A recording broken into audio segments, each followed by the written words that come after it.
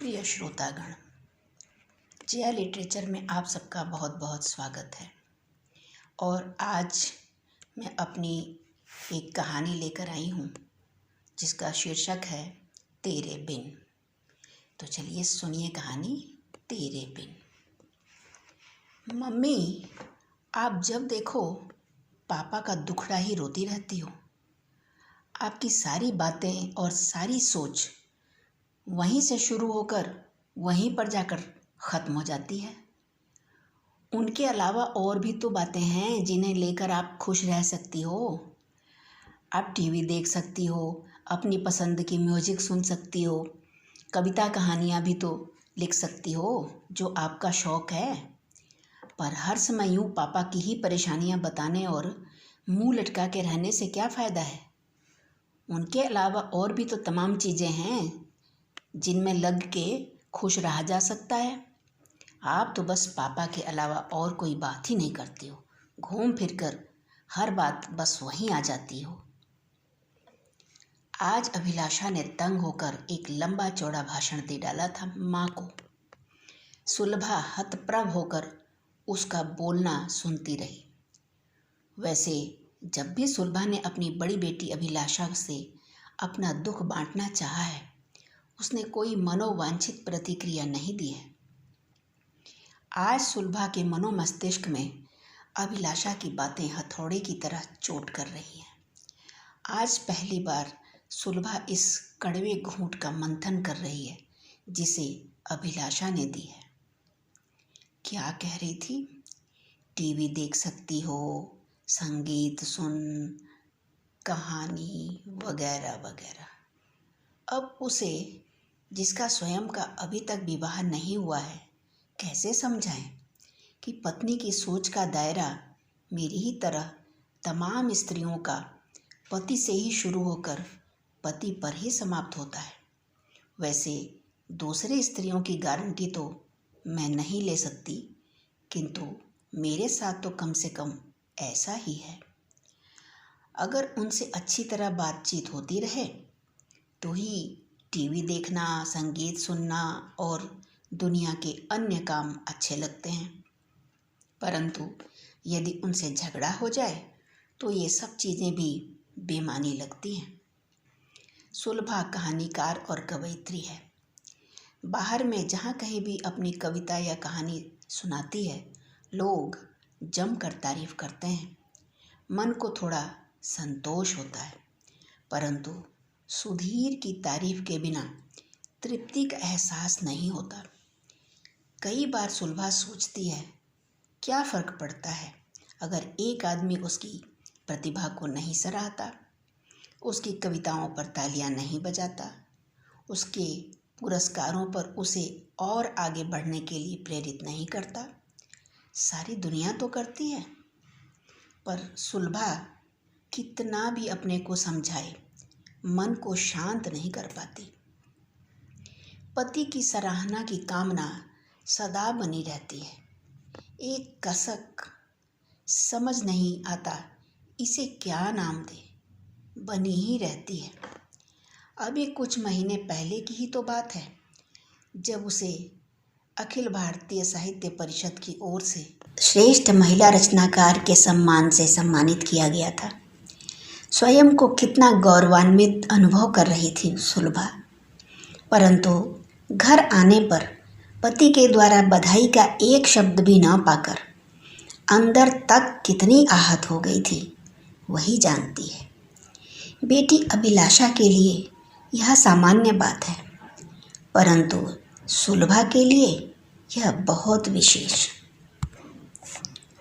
सुधीर अध्यापक हैं। छात्रों को इतना अच्छा भाषण और वाद विवाद तैयार करवाते हैं कि जिस पर भी अपना हाथ रख देते हैं झंडा गाड़ कर ही आता है। परंतु सुलभा की इस तरह की कोई मदद नहीं करते। सुलभा के विद्यालय में एक दिन प्रधानाचार्य ने बुलाकर एक विषय दिया। बोली, सुलभा जी, आप स्मार्ट सिटी सोनीपत पर 900 शब्दों का एक निबंध लिख लीजिए। हम उसे कल जिला कार्यालय में भेजेंगे। आप अच्छा लिख लेती हैं, इसलिए ये मौका आपको दे रही हूँ। मैम, इतने कम समय में? हाँ, आप लिख लेंगी, प्रधानाचार्य ने कहा।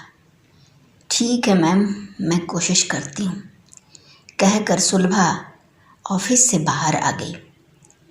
उसके दिमाग ने सोचना प्रारंभ कर दिया, परंतु उसे इस विषय का कोई सिर पैर नहीं मिल रहा था।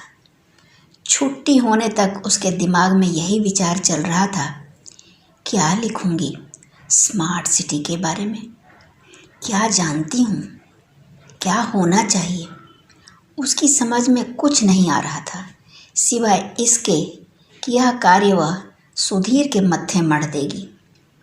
एक तो उसे कुछ समझ नहीं आ रहा है, दूसरे घर का सारा कार्य, बच्चों की पढ़ाई वगैरह भी तो उसी के सिर है।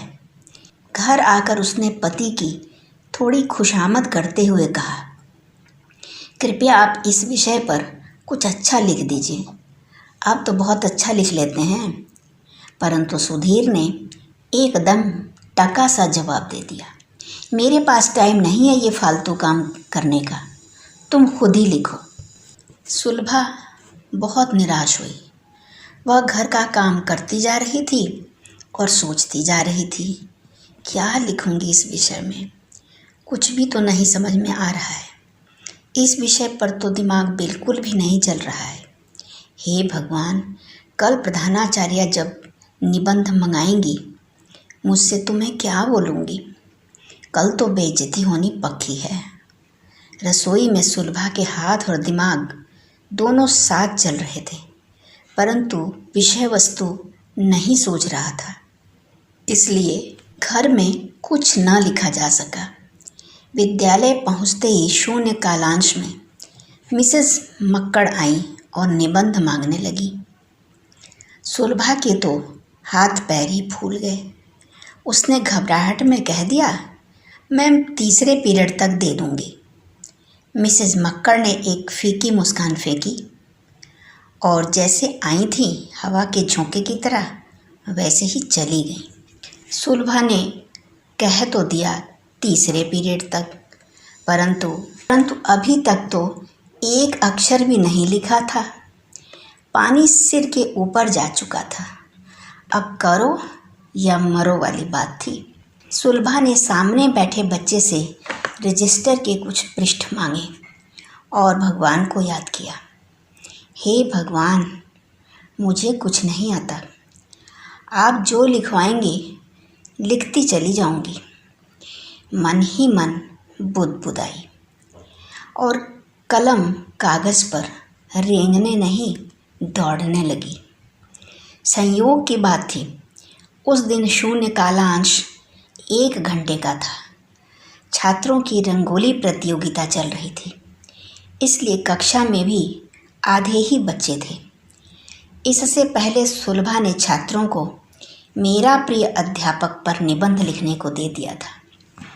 अपनी पसंद का विषय पाकर छात्र छात्राएं भी अपने निबंध लेखन अपने प्रिय अध्यापकों के बारे में चाव से लिख रहे थे। 1 घंटा बीतते बीतते सुलभा ने 6 पृष्ठों पर अपनी स्मार्ट सिटी सोनीपत पर राय दे दी थी, बल्कि 6ठे पृष्ठ के बिल्कुल नीचे सिरे पर भी लिखती गई थी। निबंध लिखकर सुलभा खुद हैरान थी कि कल रात तक कुछ समझ न आने पर भी आज 1 ही घंटे में इतना अच्छा और 6 पृष्ठों का निबंध कैसे लिखा गया। परंतु निबंध लिखा जा चुका था। उसने एक नज़र निबंध पर डाली, अपना नाम और पता लिखा और लिफाफे में बंद करके मिसेस मक्कड़ के दोबारा मांगने से पहले ही दे दिया और एक लंबी और गहरी सांस ली। भगवान को दिल से करोड़ों धन्यवाद कहा। उसका मानना था कि ये जो भी लिखा बस भगवान ने लिखवाया है। लिफाफा सौंपने के बाद सुलभा यह सब भूलकर अपनी दिनचर्या में जुट गई। लगभग 2 महीने बाद किसी सहकर्मी ने बताया कि निबंध प्रतियोगिता में उसने सुलभा का नाम दैनिक भास्कर में देखा है। यकायक तो सुलभा को विश्वास नहीं हुआ, परंतु पुस्तकालय में जाकर जब दैनिक भास्कर देखा तो अपना नाम देखकर फूली न समाई। आज उसे घर पहुंचने की बड़ी जल्दी थी। वह चाह रही थी कि विद्यालय का वक्त जल्दी से बीत जाए और वह भागकर सुधीर को यह सूचना दे। खुशी खुशी वह घर आई और भागती हुई सुधीर के पास गई और सारी बात बताई, परंतु सुधीर ने कोई खास प्रतिक्रिया नहीं दी। सुलभा चाहती थी कि वह उसकी थोड़ी सी तारीफ तो करे, उसकी पीठ ठोके, परंतु ऐसा कुछ नहीं हुआ। सब जोश ठंडा हो गया। सुलभा का मन एक बार फिर बुझ गया।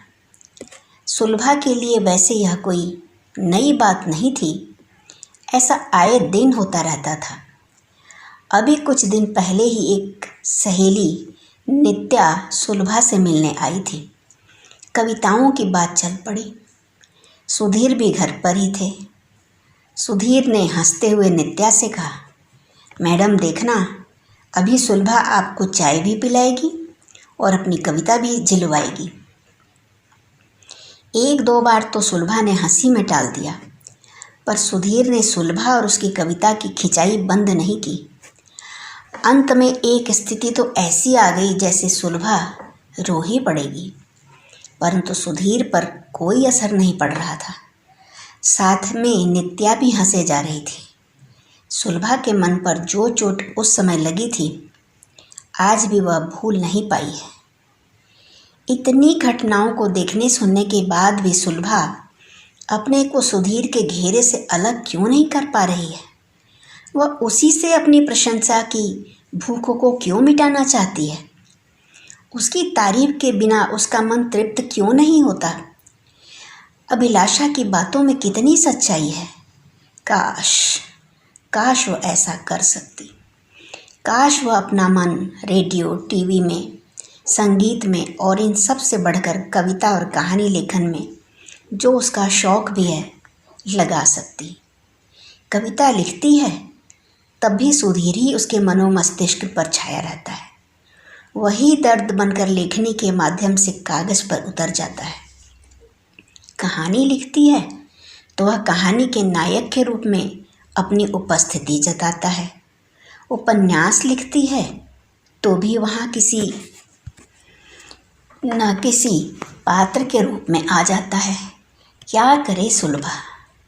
कैसे अपने को समझाए कि जरूरी नहीं है कि सुधीर उसका दोस्त और प्रशंसक हो, उसकी प्रेरणा हो, उसकी उमंग हो। जरूरी नहीं कि पति आपकी उपलब्धि पर आपकी पीठ ठोंके, आपको सराहे। ऐसी स्थिति में गलत वह नहीं है, क्योंकि वह तो पति की सारी जिम्मेदारियों को निभा रहे हैं, नौकरी करके पैसे ला रहे हैं, घर खर्च चला रहे हैं, बच्चों के भविष्य के सपनों को पूरा करने में उनकी मदद कर रहे हैं, बाकी अन्य जिम्मेदारियां भी निभा रहे हैं। ऐसे में सुलभा उनसे एक गैर जरूरी अपेक्षा क्यों रख रही है? सुलभा अपने को बहुत समझाती है, परंतु क्या करे अपने इस मन का, जिसे सुधीर से ही तारीफ के दो शब्द चाहिए। उसकी तारीफ से ही उसका मन भरेगा। ऐसा लगता है कि उसकी तारीफ के बिना वह अधूरी है। उसका जीवन सूना है। जीवन का सांध्यकाल आ गया है। क्या जो व्यक्ति पूरे जीवन नहीं बदला, अब बदलेगा? नहीं, वह नहीं बदलेगा। सुलभा को ही बदलना पड़ेगा। उसे सुधीर की तारीफों के बगैर ही खुश रहने की आदत डालनी होगी। जिस पर अपना वश नहीं, उसे छोड़ देना ही अच्छा है। अभिलाषा की बातें कड़वी तो हैं, परंतु सच्चाई के बहुत नज़दीक हैं। अचानक कुछ पंक्तियां सुलभा को कलम चलाने के लिए बाध्य कर देती हैं। तेरे होते भी जहाँ में हम अकेले ही जिए, तेरे होते भी जहाँ में हम अकेले ही जिए, दर्द जितने भी मिले हंसकर या रोकर के पिए, साथ देते तुम अगर होती हंसी ये जिंदगी, साथ देते तुम अगर होती हंसी ये जिंदगी, यूं तो रोते और घिसटते चल रही ये जिंदगी, यूं तो रोते और घिसटते चल रही ये जिंदगी। सुलभा को ऐसा लगता है जैसे वह सुधीर के साथ रहते हुए भी अकेली है। गृहस्थी की एक मशीनी जिंदगी जी रही है जिसमें उसकी संवेदनाओं की कोई जगह नहीं है। सारी भौतिक सुख सुविधाओं के बावजूद उसका हृदय रेगिस्तान बना हुआ है, जहाँ स्नेह और प्रशंसा के बादल कभी नहीं बरसते, न प्रसन्नता का अंकुर फूटता है। सुधीर के होते हुए भी सुलभा की जिंदगी वीरान है। काश काश सुधीर को इस वीरानगी का एहसास होता। अभी आप सुन रहे थे कहानी तेरे बिन। प्रिय श्रोतागण, अगर आपको ये कहानी पसंद आई है तो आप अपना विचार जो है कमेंट बॉक्स में ज़रूर दीजिएगा, ताकि मुझको अर्थात इस कहानी की लेखिका को आगे लिखने का प्रोत्साहन मिले। आपका बहुत बहुत धन्यवाद।